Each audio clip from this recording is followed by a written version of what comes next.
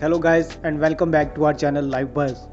Artemis 2 is everywhere, everyone is talking about as Artemis 2 astronauts have come back to the earth after a stunning splashdown. Let's not only discuss the splashdown but also the Artemis 2 10-day moon flyby mission. Let's take the splashdown first.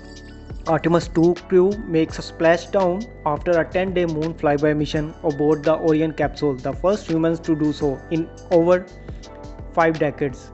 Artemis 2 was especially unique for Christiana Koch, who becomes the first woman along with Victor Glover, the first black man to orbit the moon. NASA launched the Artemis 2 spacecraft carrying 4 astronauts on April 1st from the Kennedy Space Center in Florida on a 10-day moon mission, flying around the far side of the moon that no human has ever visited there. Artemis 2 crew on board the Orion spacecraft splashed down in the Pacific Ocean near San Diego at 8:07 p.m. Eastern Daytime on Friday, April 10. NASA Artemis 2's 4 astronauts included Mission Commander Reed Wiseman, Pilot Hansen from Canadian Space Agency. However, the voyage was especially historic for Artemis 2 astronauts as they became the first black man and first woman to go to the moon. NASA shared the epic snaps of Artemis 2 crew after they were rescued by the US Navy during the splashdown. NASA now eyes sending astronauts to the lunar surface as early as 2028, thus establishing a permanent lunar base on Artemis 3. And Artemis 2 was unique in many ways as it orbited the far side of the moon and then successfully returned to Earth, the first by any human ever. Artemis 2 has entered Moon's sphere of influence on Monday, April 6 at 12:37 am. Entering the Moon's sphere of influence simply means its gravity has a stronger pull on the spacecraft than Earth's. Artemis 2 astronauts made the transition after spending 4 days, 6 hours and 2 minutes into the mission at a distance of about 39,000 miles from the Moon and 232,000 miles away from the planet Earth. After achieving this milestone, now comes the big deal that humanity has been waiting for since its launch on April 1st. And guys, if you are wondering what was the playlist listened to on their 10-day moon flyby mission, well, before the Artemis 2 splashdown, NASA drops the wake up list of 4 astronauts on board the Orion spacecraft on Wednesday, April 8.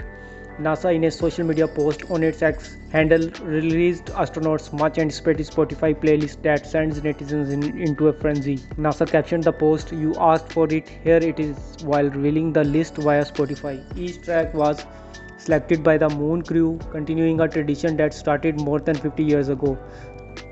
The current Artemis 2 Wake Up song playlist includes Sleepyhead by Young and Sick, Green Light by John Legend and Andre 3000, In a Daydream by Freddie Jones Band, Pink Pony Club by Chapeltron, Working Class Heroes Work by CeeLo Green, Good Morning by Mandisa, Tokyo Drifting by Glass Animals and Denzel Curry, Under Pressure by Queen and David Bowie.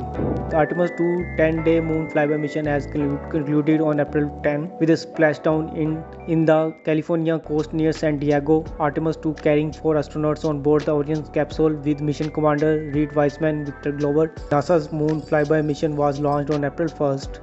Earlier this week, Artemis 2 crew completed a moon flyby, becoming the first astronauts to loop around the moon in over 50 years. Artemis 2 woke up to music each day, Under Pressure, which played out on Wednesday morning, April 8, a tradition that Artemis 2 is keeping from previous Apollo missions. If you are still wondering how long astronauts have used music to wake up, here's your go-to guide. Back in 2015, Colin Fries from the NASA History Division designed a chronology of wake-up calls.